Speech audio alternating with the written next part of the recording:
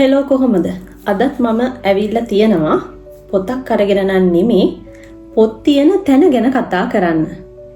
ඉතින් පොත් තියෙන තැන පොත් නිසි තැන තැබිය යුතුයි. මොකද්ද මේ නිසි තැන? ඇත්තටම පොතක් තියෙන්න ඕන පොත් රාක් එක. අපි කියවන වෙලාව ඇරුණාම පොත තියෙන්න ඕන පොත් රාක් එක. ඉතින් මේ පොත් තියන්න බහුලව භාවිතා වෙන්නේ පොත් රාක්කනේ.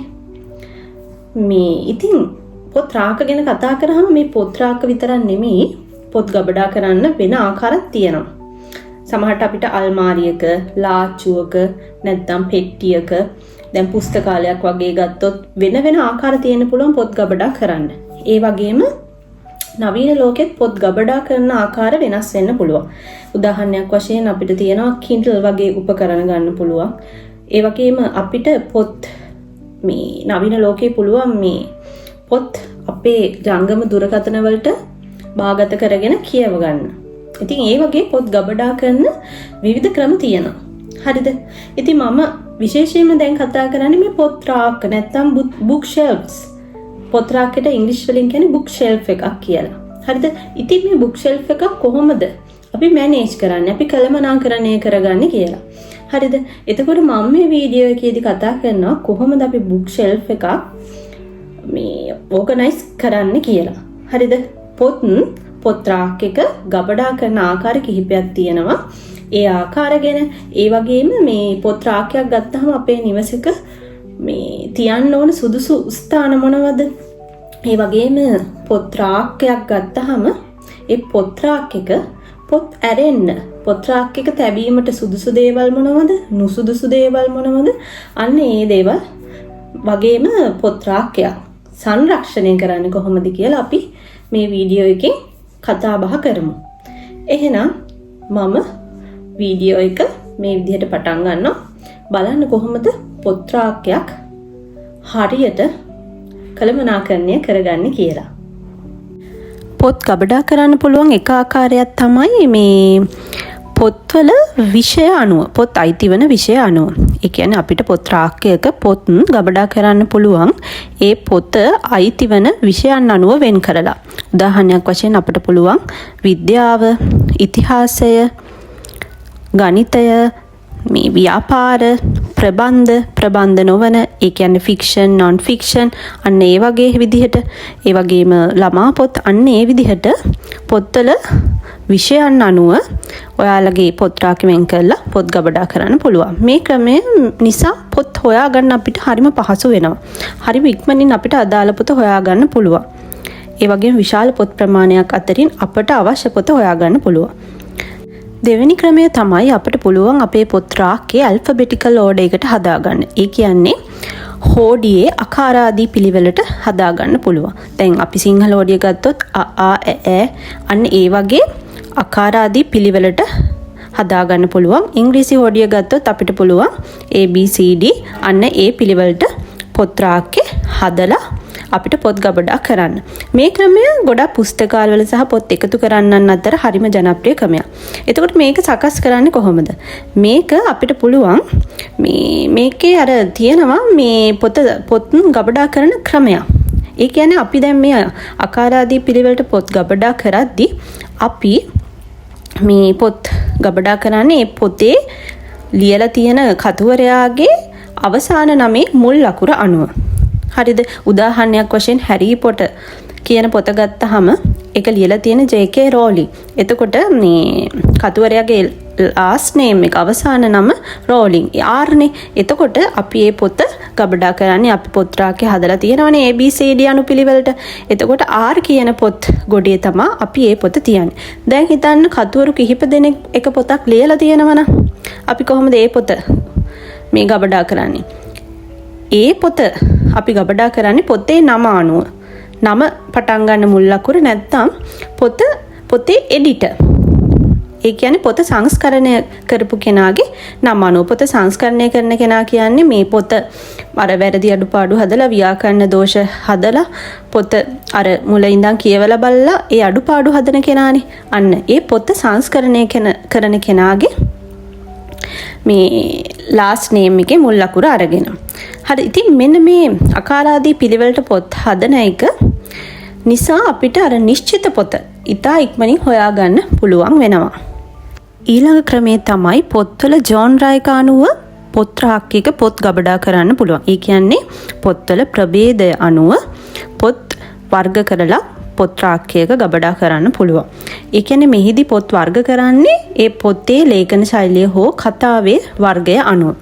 හරිද? එතකොට පොත් ප්‍රභේද තමයි අපිට පුළුවන් රහස් පරීක්ෂක පොත්, ෆැන්ටසි, විද්‍යා ප්‍රබන්ධ නොවන, ප්‍රේම කතා, චරිතාපදාන අන්න ඒ විදිහට මේ පොත් රාක්කය හදලා පොත් ගබඩා කරන්න. ඉතින් මේ පොත් ගබඩා කිරීම වාසියක් තමයි අපිට කියවීමේ අවශ්‍යතාවය අනුව අපේ මූඩ් එක, ඉන්ටරෙස්ට් එක අනුව පොත් තෝරගන්න පුළුවන්. හරිද? එතකොට ඔයාලට පොඩි මේ දෙයක් හිතේ අර විෂයන් ගැන මම කිව්වා මුලින්ම පොත් මේ රාක්කේ වෙන් කරන්න පුළුවන්. මේ දැන් මම කිව්වා ප්‍රභේද අනුවත් පොත් රාක්කේ වෙන් කරන්න පුළුවන් කියලා. ඉතින් මේ දෙක නිකන් සමානයි කියලා ඔයාලට හිතෙන්න පුළුවන්. නැහැ මේ දෙක දෙවිදිහක්. හරිද? විෂයන් අනුව පොත් වෙන් කරද්දී පොත් රාක්කයක ඒ කියන්නේ අපි පොත කුමක් ගැනද කියලා බලලා තමයි අපි පොත් රාක්කය වෙන් කරන්නේ. ඒ කියන්නේ පොතේ අන්තර්ගතයේ හරි දැනුම් ක්ෂේත්‍රය අනුව. හරිද? ප්‍රභේදය කියලා අපි ප්‍රභේදය අනුව පොත් වර්ග කරද්දී පොත් රාක්කය ගබඩා කරද්දී අපි ඒ බලන්නේ පොත කුමන ආකාරයේ පොතක්ද කියලා. හරිද? පොත ලියවී තියෙන ශෛලිය අනුව. හරිද? දැන් මම උදාහරණයක් කියන්නම්. දැන් ඔයා ළඟ පොතක් තියෙනවා කියන්නකෝ. මේ පුරාණ රෝමයේ පිළිබඳ නවකතාවක්. එතකොට මේ පොත ඔයා විෂයන් අනුව පොත් රාක්කය වෙන් කරලා තිබ්බොත් මේ පොත විෂයන් අනුව ඉතිහාසයේ පොතක්. ඉතිහාසය කියන ගොඩට යන්නේ. හැබැයි ඔයා ප්‍රභේදයන් අනුව මේ පොත් රාක්කය වෙන් කරලා තියෙනවා නම් මේක යන්නේ නවකතා ගණයට. කියන්නේ ෆික්ෂන් ගණයට. ප්‍රභේදය නවකතා. ඒ වගේම ඔයා හිතන්නකෝ මේ ඔයා ගාව පුරාණ රෝමය ගැන තියෙන තොරතුරු පොතක් තියෙනවා කියලා. එතකොට මේක විෂය අනුව යන්නේ ඉතිහාසය කියන ගොඩට. හැබැයි ප්‍රභේදය අනුව යන්නේ non fiction තොරතුරුමය පොතක්. අන්න ඔයාලට තේරෙන්නේ නැති විෂය සහ ප්‍රභේදය අනුව පොත් වර්ග කිරීමේ අර මේ වෙනසක් තියෙනවා කියලා. ඉතින් ඔයාලට මේ විදිහටත් ප්‍රභේදයන් අනුවත් පොත් වර්ග කරලා ඔයාගේ පොත් රාක්කයේ පොත් ගොඩ මේ පොත් අසුරන්න පුළුවන්. ඉතින් මේක මේ ගොඩක් ප්‍රායෝගිකයි. අර ගොඩක් මේ තරුණ අයට ගෙවල් වල පොත් රාක්ක තියාගෙන ඉන්නවනම් ඉතින් මේ ක්‍රමය ගොඩක් අර මේ හොඳ ක්‍රමයක් කියලා කියන්න පුළුවන්. ඒ වගේම ඔයාට පුළුවන් අර පොත් විෂයන් අනුව වර්ග කරන එකයි ප්‍රභේදය අනුව වර්ග කරන විදිහ දෙකම එකතු කරලා ඉස්සෙල්ලාම මෙහෙම කරන්න. පොත විෂය අනුව වර්ග කරන්න පුළුවන්. ඊට පස්සේ ඔයාට පුළුවන් ඒක එක් ප්‍රභේදයට වෙන් කරලා ඔයාගේ පොත් රාක්කය අසුර ගන්න. ඒ කියන්නේ අර ක්‍රම දෙකම එකට භාවිත කරන්න පුළුවන්. ඒ වගේම තව ක්‍රමයක් තමයි මේ පොත්වල වර්ණය අනුව පොත් අපිට පොත් රාක්කයක ගබඩා කරන්න පුළුවන්. ඒ කියන්නේ විශේෂයෙන්ම අර පොත් කවරය හරි නැත්තම් බුක් ස්පයින් කලර් එක, ඒ කියන්නේ පොතේ කොඳු පෙළේ වර්ණය අනුව අපිට පොත් රාක්කයක ගබඩා කරන්න පුළුවන්. ඇත්තටම මේ ක්‍රමයෙන් වාසියක් තමයි හරිම ආකර්ශනීය පෙනුමක් ලබා දෙනවා. ඒ වගේම මේ අවාසිය තමයි මේ ක්‍රමය නිසා අපිට අවශ්‍ය පොත අවශ්‍ය වෙලාවට හොයාගන්න හරිම අපහසු වෙන්න පුළුවන්. තව ක්‍රමයක් තමයි මේ පොත්වල ප්‍රමාණ සහ උස අනුව අපිට පොත් රාක්කයක පොත් ගබඩා කරන්න පුළුවන්. මේ ක්‍රමය පොත් තාප්පුවල බහුලව භාවිත කරන ක්‍රමයක්. ඒ කියන්නේ අපිට පුළුවන් මේ ක්‍රමයේදී උස පොත් එකට, මධ්‍යම ප්‍රමාණයේ පොත් එකට, කුඩා පොත් එකට අන්න ඒ ආදි වශයෙන් පොත් රාක්කයේ ගබඩා කරන්න. මේ නිසා පොත් රාක්කය පිළිවෙලට අලංකාරව පේනවා. ඒ වගේම පොත් අර ඇලවිලා වැටෙන එක මේ අඩු වෙනවා මේ ක්‍රමයෙන්. ඒ වගේම මේ අවසාන ක්‍රමය හැටියට මෙන්න මේ ක්‍රමය පොඩ්ඩක් ඔයාලා බලන්න. මේ කියවීමේ ප්‍රමුඛතාවය අනුව අපිට පුළුවන් පොත් රාක්කයක පොත් ගබඩා කරන්න. ඒ කියන්නේ මේක ගොඩක්ම හොඳ අර ක්‍රියාකාරී පාඨකයන් සඳහා. ඒ කියන්නේ ඔයා පොත් රාක්කය හදන්න ඕන, වෙන් කරන්න ඕන කියවීමට ඇති පොත්, දැනට කියවන පොත්, කියවා අවසන් කළ පොත් කියලා. හරිද? ඉතින් මම ඔන්න කතා කරා මේ පොත් ගබඩා කරන ක්‍රම කිහිපයක්. ඔයාලට මේක මේ විදිහට ගබඩා කරන්න ඕනේ කියලා නැහැ. ඔයාලට පුළුවන් මේ ගබඩා කරන මේ ක්‍රම, පොත් අසුරන ක්‍රම අත්හදා බලන්න එක දේවල් එකතු කරලා මේ එකට භාවිත කරලා මේ ක්‍රම ඔයාලා කැමති විදිහට පොත් රාක්කයක අසුර ගන්න පුළුවන්. දැන් මම කතා කරන්නේ පොත් රාක්කය නිවසක තැබීමට සුදුසු ස්ථාන පිළිබඳව. ඉතින් එහෙම එක ස්ථානයක් තමයිලු මේ ස්ටඩි රූම් එක නැත්නම් හෝම් ඔෆිස් එකක්. මේ ඔයාලගේ ගෙදර ඔෆිස් කාමරයක් කාර්යාල කාමරයක් වෙන් කරලා තියෙනවනේ ඒක හොඳම ස්ථානයලු මේ පොත් රාක්කයක් තබන්න. හරිද? මේක මේ ඉගෙනීමේදී හරි වැඩ කිරීමේදී අපිට පොත් පහසුවෙන් ලබා ගන්න උපකාරී වෙනවලු. ඒ වගේම දැනුම අධ්‍යයන ක්ෂේත්‍රය අධ්‍යයනය කේන්ද්‍ර කරගත් පරිසරයක් අපිට නිර්මාණය කරනවලු. ඉතින් මේකට මේ සම්පූර්ණ බිත්තියක්ම පොත් සඳහා භාවිත කරන්න පුළුවන්ලු මේ මෙතන පොත් ගබඩා කරොත්. නිවසක පොත් රාක්කයක් තියන්න තවත් සුදුසු තැනක් තමයිලු ලිවිං රූම් එක විසිත්ත කාමරේ. හරිද? මෙන්න මේ ක්‍රමය ගොඩාක් ගෘහ නිර්මාණ ශිල්පියෝ නිර්දේශ කරන ක්‍රමයක්ලු. ඒ වගේම නිවසට උණුසුම් සහ ආරාධනාත්මක ස්වරූපයක් මේ ක්‍රමෙන් ලබා දෙනවලු.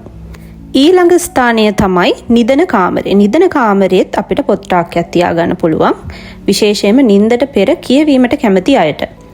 මෙහිදී අපිට පොත් පහසුවෙන් ලබා ගන්න පුළුවන් වෙනවා. ඒ වගේම සංසුන් හා කල්පනාකාරී පරිසරයක් අපිට ලබා ගන්න පුළුවන්. ඉතින් ඔයාලා කවදාද හිතලා තියෙනවද මේ නිවසක කොරිඩෝවක් වගේ තැනක් පොත් රාක්කයක් තියන්න සුදුසු තැනක් කියලා? ඇත්තටම ඔව්.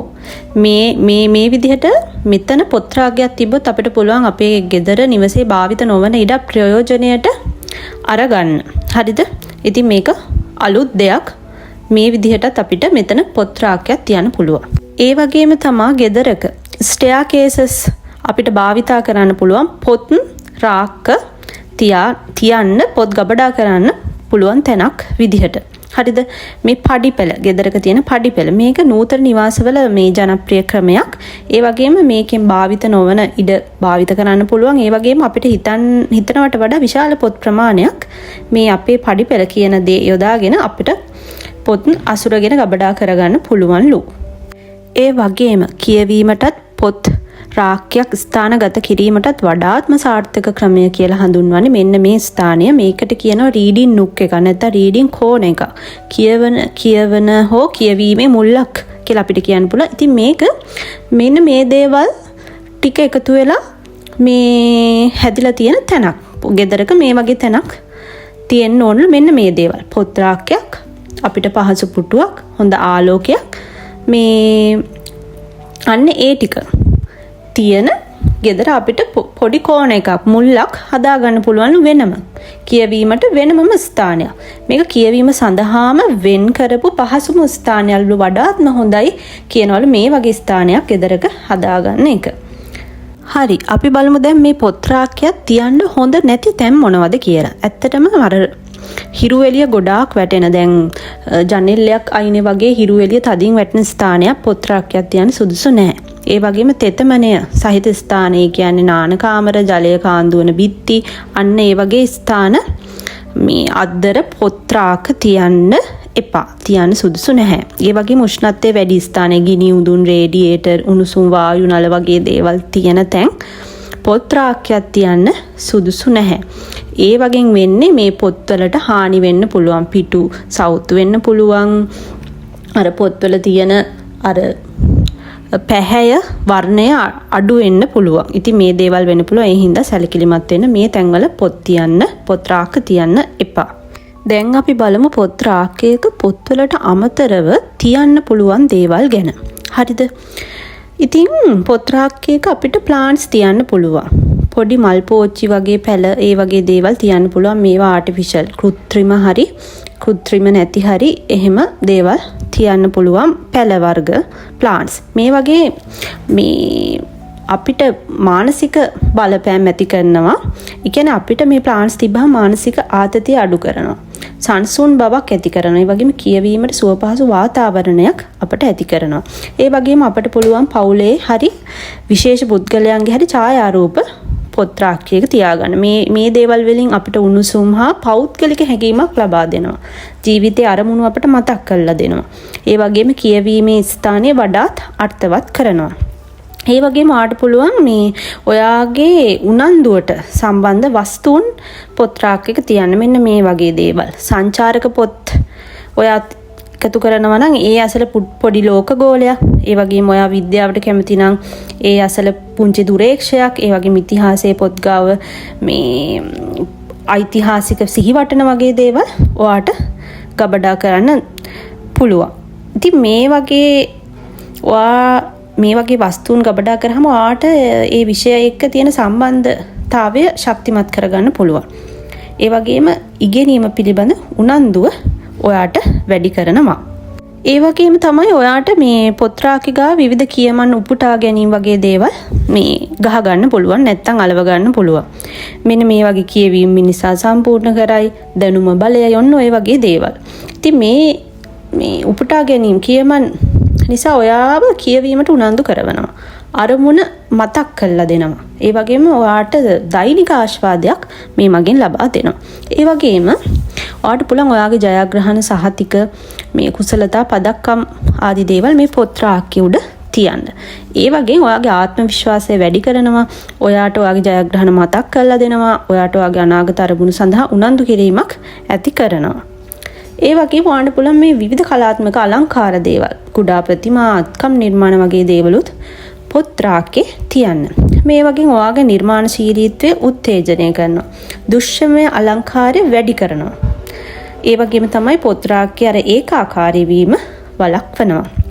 ඒ වගේම මෙන්න මේ හොඳ මේ දේවල් දෙකක් තියෙනවා ඔයාගේ පොත් රාක්කේට එකතු කරගන්න. ඉතින් පළවෙනි එක තමයි ඔයා කියවීමේ සටහන් පොතක් පොත් රාක්කෙන් තියාගන්න. ඒ කියන්නේ ඔයා කියවපු පොත් පිළිබඳව සටහන් පොතක් තියාගන්න. මෙන්න මේ දේ නිසා ඔයාට ඔයා කියවූ දේවල් හොඳට මතක තබා ගන්න පුළුවන් වෙනවා. ගැඹුරු චින්තනය වර්ධනය වෙනවා. ක්‍රියාකාරී කියවීමේ පුරුද්දක් ඔයාට ඇති කරනවා.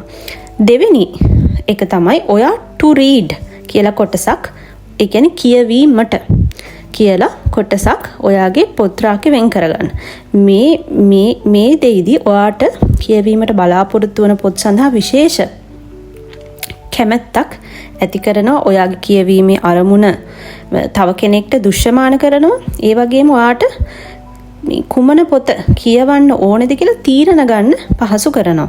ඒ වගේම ඔයාට කියවීමේ පුරුද්ද පවත්වාගෙන යාමට උපකාරී වෙනවා. ඉතින් මේ පොත් රාක්කයක පොත්වලට අමතරව තියෙන්න හොඳ නැති දේවල් මොනවද? ඉතින් මෙන්න මේ දේවල් නම් ඔයාගේ පොත් රාක්කයක පොත්වලට අමතරව තියන්න එපා. මොනවද? පොත් අර සංගවන තරම් අධික අලංකරණ සහිත දේවල්. ඒ කියන්නේ අධික බර දේවල්, මේ පොත් වැහිලා යන තරමට තියෙන අලංකරණ දේවල්, ඒ දේවල් තියන්න එපා. ඒ වගේම තවද සුවඳ ඇති ඔය පර්ෆියුම් වගේ දේවල් පොත් රාක්කවල තියන්න එපා. ඒ වගේම මේ පොත් මත අර බර වස්තු තියන්න එපා. ඉටිපන්දම් තියන්න එපා. ඉටිපන්දම් අර අපි දල්වන ඉටිපන්දම් කිසිසේත්ම පොත්වල තියන්න එපා. ගිනි ගන්න පුළුවන්. දැන් අර සුවඳ පර්ෆියුම් වගේ දේවල් වලින් පොත්වලට අර කවර වලට පොත් ඇතුලේ පිටු වලට හානි වෙන්න පුළුවන්. හරිද? ඉතින් හොඳ පොත් රාක්කයක 80%ක් 90%ක්ම තියෙන්න ඕන පොත්. අනිත් ඒවා තමයි මම අර දැන් කියපු දේවල් තියෙන්න ඕනේ ඊට පස්සේ. මම දැන් අර කියවන ඉටිපන්දම් වගේ දේවල් පොත් රාක්කයක තියන්න හොඳ නැහැ කියලා. හැබැයි ඔයාට ඒ වෙනුවට විකල්ප ක්‍රම භාවිත කරන්න පුළුවන්. හරිද? මේ ඔයාට පුළුවන් අර ලස්සන විවිධ පාටවල තියෙන බල්බ් වලක්, LED බල්බ් වලක් වගේ අන්න ඒ වගේ දේවල් එකතු කරගන්න පුළුවන්. දැන් අපි බලමු පොත් රාක්කයක් අපි හරියට පවත්වාගෙන යන්නේ කොහොමද, සංරක්ෂණය කරන්නේ කොහොමද කියලා. ඇත්තටම පොත් රාක්කයක් කිව්වම අපි ඒක අපිට පුළුවන් වෙලාවට ඒක දූවිලි ඉවත් කරලා අපි පිරිසිදු කරන්න ඕන පොත් රාක්කේ සහ පොත්වල. හරිද? ඒ වගේම මම අර කලිනුත් කිව්වා වගේ ඍජු හිරු එළිය, තෙතමනේ වගේ දේවල් වලින් ඈත් කරලා තියන්න ඕන. එතකොට මේ පොත් රාක්කයක් ගත්තාම නිතර භාවිත කරන පොත් අපේ ඇස් මට්ටමේ තියාගන්න එක හොඳයි. ඊටා බර පොත්, ඒ කියන්නේ බරින් වැඩි පොත් ඔයා පොත් රාක්කේ පහළ රාක්කවල තියන්න. බර අඩු පොත්, ඒ වගේම බර අඩු පොත්, ඒ වගේම නිතර භාවිතා නොවන පොත් ඔයා පොත් රාක්කයක උඩින්ම තියන්න සැලකිලිමත් වෙන්න. ඒ වගේම මේ පොත් මේ book ends භාවිත කරලා පොත් රාක්කවල ගබඩා කරන්න පුළුවන්. book ends කියන්නේ මොනවද? ඔයාලට පේන ඇති මේවා තමයි book ends. මේවා මේ පොත් ඍජුව තබා ගන්න භාවිතා කරන දෙයක්. මේවා book shops වල ඇති. ඒ වගේම ඔයාලට ඕන ඕඩර් කරලා වුණත් ගන්න පුළුවන් මෙන්න මේ බුක්කෙන්ස්. මේවා භාවිතා කරන එක හොඳයි. පොත් රාක්කයක් ඔයා මේන්ටේන් කරගෙන යනවා නම්. හරිද? එතකොට මේ ඔයා තව දෙයක් තමයි මේ පොත් රාක්කවල පොත් දාලා ගොඩ පොත් රාක්කේ පුරවන්න එපා. හරිද? හොඳට අර මේ හරිම සරල විදිහට පොත් රාක්කය ඔයා අසුර ගන්න එක වැදගත්. මේ වගේ පොත් අර දිගු කාලයක් පවත්වා ගන්න පුළුවන්. ඒ වගේම අර විශාල මේ ලොකු පිටු ප්‍රමාණයක් තියෙන පොත් තියෙනවනේ. ඒවා ඍජුව නෙමෙයි අර මේ පොත මේ අනිත් පැත්ත හරවලා මේ තියන්න කියලා කියනවා. ඒ කියන්නේ හිටවලා නෙමේ අර දිගා කළා වගේ පොත ඒ විදිහට ඒ පොත් ගබඩා කරන්නලු මේ විශාල පොත්. ඒ වගේ ඔයාලට අර පොත් රාක්කය මනාව කළමනාකරණය කරගන්න පුළුවන්ලු. හරි. අපි දැන් අවසාන වශයෙන් කතා කරමු මේ ඇයි අපි මේ පොත් රාක්කයක් කළමනාකරණය කරගන්න ඕනි කියලා. ඒ කියන්නේ පොත් රාක්කයක් කළමනාකරණය කර ගැනීමේ වැදගත්කම මොකක්ද කියලා. ඇත්තටම ගොඩක් වටින දේවල් අපිට ලැබෙනවා මෙන්න මේ පොත් රාක්කයක් කළමනාකරණය කර ගැනීම තුලින්. අපිට තොරතුරු පහසුවෙන් හොයා ගන්න පුළුවන් වෙනවා. හරිද? ඒ වගේම අපේ ජීවිතේ අපිට ඉගෙනීමට අපේ අරමුණු වලට මේ යන්න කියන්නේ උදව් උපකාර වෙනවා. පොත් රාක්කයක් කළමනාකරණය කර ගැනීම තුලින්. ඒ වගේම මේ අපිට කියවීමට තියෙන ආශාව පොත් රාක්කයක් කළමනාකරණය කර ගැනීම තුලින් ඒක වැඩි දියුණු වෙනවා. අපේ ඉගෙනීම මතක ශක්තිය වැඩි කරන්න මේ පොත් රාක්කයක් කියන දේ අපිට බලපානවා. ඒ වගේම මේ පොත් ආරක්ෂා වෙනවා. ඒ කියන්නේ දිගු කාලයක් මේ තබා ගැනීමට හොඳ තත්වෙන් තබා ගැනීමට උපකාරී වෙනවා. ඒ වගේම තමයි මේ නිසි පරිදි පොත් රාක්කයක් මේ මෙහෙයවීම මගින් අපේ කාලය ශ්‍රමය කියන දේ ඉතිරි වෙනවා. උදාහරණයක් වශයෙන් අපිට යම්කිසි නිශ්චිත පොතක් හොයාගන්න ඉක්මනින් අපිට පුළුවන් වෙනවා. අදාළ පොත තියෙන තැන ඉක්මනින් අරගෙන අපිට අදාළ තොරතුරු හොයාගන්න ලේසි. කාලය ශ්‍රමය ඉතිරි වෙනවා. ඒ වගේම මේ අපිට හිතනවා පොත් රාක්කයක් මේ ඇහැට දකිද්දි උනත් අපිට හිතනවා මේ පොඩි මොටිවේට් වෙනවා අපිව. ඒ කියන්නේ අපි පොත් එකතු කරන්න පොත් කියවන්න අපේ ආශාවක් ඇති වෙනවා. ඒ වගේම පොත් එකතු කරන්න අපිට මේ උනන්දු කරවනවා. ඉතින් මේ ඔය වගේ දේවල් තමයි මේ පොත් රාක්කයක් කළමනාකරණය කිරීමේ සහ සංරක්ෂණය කිරීමේ ඇති වැදගත්කම. ඉතින් මම හිතනවා ඔයාලා මේ පොත් රාක්කයක් ගැන මේ පොඩි අවබෝධයක් ලබා ගන්න ඇති කියලා. මේ දේවල් මේ නියම නෙමෙයි. මෙහෙම තැබිය යුතුයි මේ විදිහට කරන්න ඕනේ කියලා. ඔයාගේ ආසාවන් උවමනාව අනුව මේ දේවල් මේ කරගන්න. හරිද? පොත් රාක්කයක් සමහරට ඔයාලගේ නිවසගත දැන් පොත් රාක්කය මම වැඩි වශයෙන්ම කතා කරේ මේ නිවසක පොත් රාක්කයක් ගැනනේ. එතකොට ඔයාලගේ නිවස කිව්වම අපේ හැමෝගෙම ගෙවල් එක වගේ නැහැ. ඉඩකඩ කියන දේ වෙනස් වෙන්න පුළුවන්. එතකොට හැමෝගාම තියෙන පොත් ප්‍රමාණ එක වගේ නොවෙන්න පුළුවන්. ඉතින් මේ අන්න ඒ දේවල් එක්ක මම මේ කියපු අදහසුත් එකතු කරගෙන ඔයාගේ විදිහට ලස්සනට පොත් රාක්කය මේන්ටේන් කරගෙන යන්න. එහෙනම් මං අදට සමුගන්නවා. මේ මං හිතනවා ඔයාලට මං කියපු දේවල් වැදගත් වෙන්න ඇති කියලා. ඉතින් ආයෙත් දවසක හම්බෙමු.